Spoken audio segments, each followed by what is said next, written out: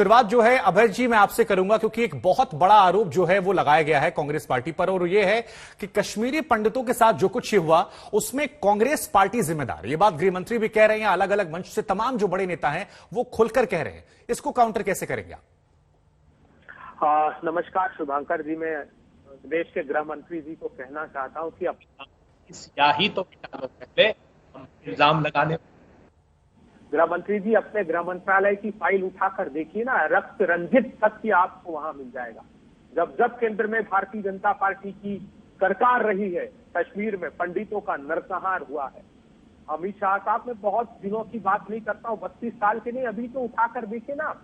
अजय पंडिता की हत्या हुई, स्थानीय निकाय का सरपंच था। माखनलाल गिंदरू जो 90 के दशक में छोड़कर नहीं गए, आपके नेतृत्व में हत्या हुई। सुपिंदर कौर, एक शिक्षिका, स्कूल में घुसकर कब मार दिया गया बताइए ना अमित शाह साहब। दीपक चंद जो कश्मीरी पंडित था, एक शिक्षक था, कब मार दिया गया बताइए ना। अभी जब आप शपथ ग्रहण समारोह में व्यस्त थे ना उत्तर प्रदेश के अमित शाह साहब, जब वहां पर विश्वजीत बिहार के एक मजदूर को गोली मार दी गई, उत्तर प्रदेश के बढ़ाई को गोली मार दी गई। और ये सच जान लेना चाहिए आपको अमित शाह साहब, जब जब आपकी सरकार रही है तब तब वहां अमरनाथ यात्रियों पर हमला हुआ है, जब जब वहां मंदिरों पर हमला। सन 2000 में पहलगाम में 30 अमरनाथ यात्रियों को मौत के घाट उतार दिया। 2001 में 13 अमरनाथ यात्रियों को मौत के घाट उतार दिया। 2017 में मोदी जी आपकी सरकार थी, फिर अमरनाथ यात्रियों को मौत के घाट उतार दिया। 20 मार्च 2000 अमित शाह साहब सिंहकोरा का वो नरसंहार भूल गए। अभय दुबे जी देखिए, आपको पूरा वक्त मैं लगातार दे रहा हूं, लेकिन देखिए बीजेपी का यहां कोई स्पोक्स पर्सन नहीं, इसलिए मेरी जिम्मेदारी है काउंटर करने के, सवाल पूछने की। 1987 के चुनाव के बाद कश्मीर में विवाद शुरू हुआ था। उस चुनाव में धांधली के आरोप लगते हैं, आरोप लगता है कांग्रेस पर, एनसी पर। एक अपने ही देश में सुनियोजित हत्या करना, ग्रुप में हत्या करना, एक धर्म विशेष टारगेट करना, ये हत्याएं और जो हत्याएं आप गिना रहे, क्या इनमें अंतर नहीं आपको नजर आता है? और ठीक है, उस वक्त सरकारें अलग थी, लेकिन उसकी जो भूमिका बनाई गई, माहौल बनाई गई, उसमें एनसी पर आरोप लगते हैं और आपकी सहयोगी रही है वो लंबे दौर तक, इसलिए आपके ऊपर आरोप लग रहे हैं। शुभांकर जी, बहुत प्रामाणिक बात मैं कहना चाहता हूं, मत किसी पर विश्वास कीजिए। जितेंद्र सिंह जी पर तो विश्वास करेंगे, भारतीय जनता पार्टी के केंद्रीय मंत्री हैं मोदी जी के। उन्होंने क्या कहा? उन्होंने कहा कि जम्मू कश्मीर में परिस्थितियां जब बिगड़ी, जब रुबैया कईद के लिए आतंकवादियों को रिहा किया गया। तो जितेंद्र सिंह साहब, मैं आपको याद दिला दूं, 2 दिसंबर 1989 को 98 को शपथ ली, 89 को वहां पर वीपी सिंह की सरकार में 85 सांसदों का आपका समर्थन था। 143 सांसद विश्वनाथ प्रताप सिंह की सरकार थे। राजीव गांधी जी के 197 सांसद होते हुए प्रतिपक्ष नहीं सर, उसके पहले बहुत सारे आतंकवादियों को छोड़ा भी गया था, यही आरोप लगा रही बीजेपी कि उसके पहले बहुत सारे आतंकवादियों को छोड़ा गया। कश्मीर में एक फील्ड बनाई गई, जिसके बाद असर जो है वो 19 जनवरी के बाद देखने को मिला। अरे साहब, मुश्ताक अहमद जरगर किसने छोड़ा पूछिए ना। कहां है आरिफ मोहम्मद खान साहब? केरला जाकर आज तक इंटरव्यू क्यों नहीं करता? इंद्र कुमार गुजराल और आरिफ मोहम्मद खान 2 लोग थे विश्वनाथ प्रताप सिंह की सरकार में जो इन आतंकियों को छुड़ाने के लिए वहां गए। फारूक अब्दुल्ला ने तो साफ इनकार कर दिया था छोड़ने से, इसीलिए जगमोहन को लाया गया। और किसको हटाकर जानते हैं आप? पूर्व थल सेना अध्यक्ष केवी कृष्ण राव को हटाया। वो कृष्ण राव जी जिनके डायस पर बम फटा 26 जनवरी के दिन, लेकिन उन्होंने भारत का पुराना एक्सपीरियंस और कश्मीर के लोग भी ये मानते थे कि जगमोहन जी वहां पॉपुलर थे, वहां पर चीजों को व्यवस्थित करने में काफी रोल अदा किया था उन्होंने। फारूक अब्दुल्ला साहब का बयान था सर कभी कि अगर जगमोहन जी वहां चुनाव लड़ते मुझसे ज्यादा पॉपुलर है। लेकिन अशोक पंडित जी, मैं आपके पास आऊंगा।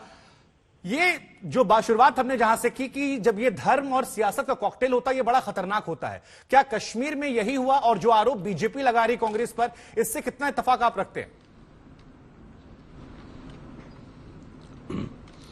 शुभंकर जी नमस्कार। सबसे पहले तो मैं आपके चैनल के द्वारा एसपीओ इशफाक अहमद और उसके भाई की जो हत्या हुई है कल, पुलिस ऑफिसर और उसके भाई की निर्मम हत्या की गई टेररिस्टों के द्वारा, पाकिस्तानी सपोर्टर्स जो बहुत ही डेस्परेशन में है, बहुत तकलीफ में है, उनकी जो हत्या हुई उनके लिए मैं शोक प्रकट करना चाहता हूं, उनके परिवार के लिए। और ये बहुत बड़ा लॉस है इशफाक अहमद के फैमिली के लिए कि 2 यंग लड़के जो देश के लिए काम कर रहे थे, देश की सेवा कर रहे थे, वो इनके टेररिस्टों के हाथ मारे गए। अब आइए इस इशू पर शुभंकर जी, पहली बात तो यह है कि कांग्रेस ही जो है वो इतिहास के मामले में थोड़ा वीक है, थोड़ा नहीं बहुत ज्यादा वीक है। ये 19 जनवरी की बात करते रहते हैं और ये कहते रहते हैं कि 19 जनवरी को जगमोहन जो है वो गवर्नर था, वहां पर बीजेपी समर्थित सरकार थी। मैं बार बार ये बोल रहा हूं और इनको ये जानबूझ के इसको नेगेट करते जा रहे हैं और इनको भूलते जा रहे हैं। शुभंकर जी, इनको मैं बताना चाह रहा हूं कि 1986 में पहली बार क्या, ये 6वीं बार था जब अनंतनाग में कश्मीरी पंडितों के ऊपर अत्याचार हुए, उनके मंदिर तोड़े गए। मुफ्ती मोहम्मद सैयद, महबूबा मुफ्ती, नेशनल कॉन्फ्रेंस, ये जितने भी लोकल पॉलिटिकल पार्टीज, इन्होंने मिलकर पहली बार 1986 में हमें कश्मीर से बाहर निकाला। अनंतनाग में बुरी तरीके से इन्होंने हमें मारा, हमें काटा, हमारे घर जलाए, हमारे मंदिरों को तोड़ा। 1 साल के बाद फिर ये लोग जो है वापस चले गए। अब हमारी जो सिलेक्टिव किलिंग्स है, शुभांकर जी, एक चीज समझनी बहुत जरूरी है, जो इनको मैं समझा के थक गया हूं, लेकिन समझने के लिए तैयार नहीं है, कि हमारी जो सिलेक्टिव किलिंग्स है शुभांकर जी, वो 1987 से शुरू हो गई थी। आप इनसे पूछिए कि लसा कौल कब मारा गया, आप इनसे पूछिए कि प्रेमनाथ भट्ट को घर के आगे क्यों मारा, क्योंकि वो मंदिरों की रक्षा की बात कर रहे थे और वकील थे जाने माने, और सबके लिए मुफ्त में केस करते थे। वहां के रहीवासियों मुसलमानों के लिए भी बहुत ही नेक इंसान थे, उनको मारा। इनको पूछिए नीलकंठ गंजू को कब मारा, इनको पूछिए गिरजा तिक्कू को कब काटा, इनको पूछिए जितनी भी हत्याएं, बलात्कार, जो सिलेक्टिव किलिंग्स हुई हैं हमारे कश्मीर में, वो जो माहौल बना है कश्मीर में, हमें डराने का, हमें थ्रेटनिंग लेटर्स भेजने का, हमें डराने का, हमें धमकाने का, मस्जिदों से वो आवाज निकालने का, वो ऐलान करने का कि आप लोग यहां से निकल जाइए, ये 19 जनवरी 1990 का नहीं है। ये कांग्रेस, मुफ्ती मोहम्मद सैयद, पीडीपी, नेशनल कॉन्फ्रेंस में मिलकर कश्मीर में एक भय का माहौल तैयार किया। ठीक है, ये आरोप जो आप लगा रहे हैं इसके जवाब हम लेंगे से भी, लेकिन क्योंकि सुधांशु जी हमारे साथ जुड़ गए हैं, और सुधांशु जी, शुभंकर जी, एक सेकंड, शुभंकर जी, एक सेकंड में खत्म कर दूं प्लीज, इसको खत्म करना बहुत जरूरी है जी। 18 जनवरी को फारूक अब्दुल्ला जो है वो भाग गया, रिजाइन करके चला गया लंदन, क्योंकि उसको पता था कि 19 जनवरी को ये होने वाला है, क्योंकि उसका आर्किटेक्ट जो था हमारे निर्वासन का, हमारे एक्सोडस का, हमारे जेनोसाइड का, वो फारूक अब्दुल्ला खुद था। तो ये इतिहास को समझना बहुत जरूरी। और सर, कहा तो आरोप तो यहाँ तक लगता है कि 26 जनवरी को लेकर कुछ बड़ा प्लान था और उसकी भूमिका पहले से तैयार की गई थी, लेकिन ठीक है।